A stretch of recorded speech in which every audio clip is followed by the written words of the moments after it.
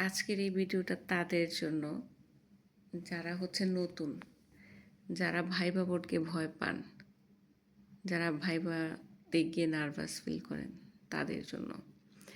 একটা কথা মনে রাখবেন, আপনি লাইফে যতবার ভাইবা দিবেন ঠিক ততবার নিজেকে নতুন রূপে আবিষ্কার করতে পারবেন। আপনি যতবার লাইফে ভাইবা বোর্ডে বসবেন আপনি নতুন নতুন কিছু শিখতে পারবেন। আপনি যতবার ভাইবা বোর্ডে বসবেন আপনার নিজের প্রতি নিজের আত্মবিশ্বাস বেড়ে যাবে।